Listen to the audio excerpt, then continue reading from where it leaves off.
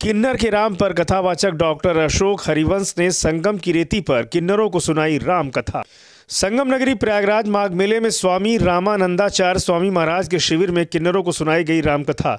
दशरथ के श्री राम, लक्ष्मण के श्री राम, कौशल्या के श्री राम। लेकिन पहली बार संगम की रेती पर किन्नरों के श्री राम पर रामकथा सुनने का सौभाग्य किन्नरों को किन्नर अखाड़े की महामंडलेश्वर की मौजूदगी में प्राप्त हुआ। किन्नर अखाड़े की महामंडलेश्वर ने किन्नरों के श्री राम पर आधारित महाराज अशोक हरिवंश के मुख से निकली कथा को सुन कृतज्ञता का एहसास सभी किन्नरों को हुआ। इसके पहले समाज में किन्नर को हे दृष्टि से देखने का काम किया जाता था, लेकिन आधुनिक होते इस समाज में पहले से ज़्यादा जागरूकता आई है। लोग सम्मान की दृष्टि से देखते हैं, तो वहीं आज भी समाज में कुछ लोग पूर्वाग्रह से ग्रसित हैं, जो किन्नरों को आज भी स्वीकारने को तैयार नहीं। कथावाचक डॉक्टर अशोक हरिवंश ने बताया कि लोगों को अपनी खुद की संतान की अगर किन्नर होने की बात पता चलती है, तो वही माता पिता अपने उसी किन्नर बच्चे को स्वीकारने को तैयार नहीं रहते, जिससे पहला तिरस्कार माँ बाप से किन्नरों को मिलता है। ऐसे में संगम तट त्रिवेणी में आकर मैं स्वयं किन्नर बनकर किन्नरों को कथा सुनाता रहूंगा, जिससे आने वाले श्रद्धालुओं को इस ओर ध्यान आकृष्ट किया जा सके।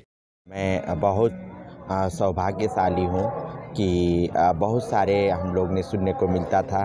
कौशल्या के राम कथा, दशरथ के राम कथा, लक्ष्मण के राम कथा।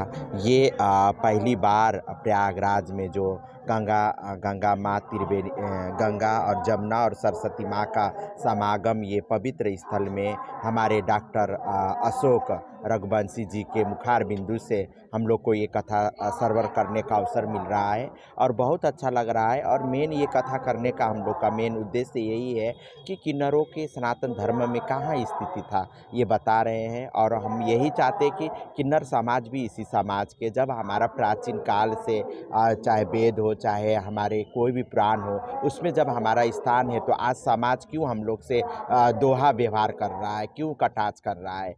किन्नर को जिस तरीके से हेय की दृष्टि से देखा जाता है और समाज की मुख्य धारा में इन्हें शामिल नहीं किया जाता है, ऐसे नर और नारी को यह बताने का एक प्रयास है कि यह भी उसी माँ की कोख से पैदा हुए हैं जैसे हम और आप पैदा हुए हैं। जब उन्हें पता लगता है कि वे किन्नर हैं, तो उन्हें समाज से बहिष्कृत क्यों किया जाता है, निष्कासित क्यों किया जाता है।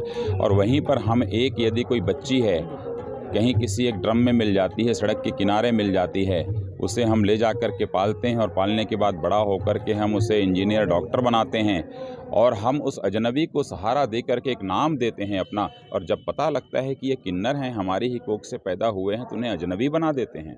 ये दोहरा मापदंड इस समाज के अंदर बंद होना चाहिए। और हर पुरुष और नारी, यदि वो पता लगता है कि वे किन्नर पैदा हुए हैं उनके बच्चे, तो भी उन्हें घर पे उतने ही प्रेम से रखा जाना चाहिए जितना अन्य बच्चों को रखते हैं। उन्हें घर से निष्कासित करने का बिल्कुल कोई भी ऐसा प्रयास न किया जाए, जो कि उचित होगा और किन्नर समाज के लिए यही सही होगा, आह्वान होगा। आज विशेष कथा की गई है जी, मेरी राम कथाओं में जितने भी वंचितों के राम हैं, सारे के सारे महत्वपूर्ण पात्रों पर कथाएं तो होती ही हैं, पर राम सिर्फ भरत के राम, लक्ष्मण के राम, दशरथ के राम और कौशल्या के राम नहीं हैं। राम तो केवट के हैं, राम सबरी के हैं, राम कोल किल भील के हैं, राम नदियों के हैं, राम वानरों के हैं, राम प्रकृति के हैं, राम पत्थरों के हैं। तो इन सभी पात्रों को लेकर के हम राम की कथाएं कर रहे हैं।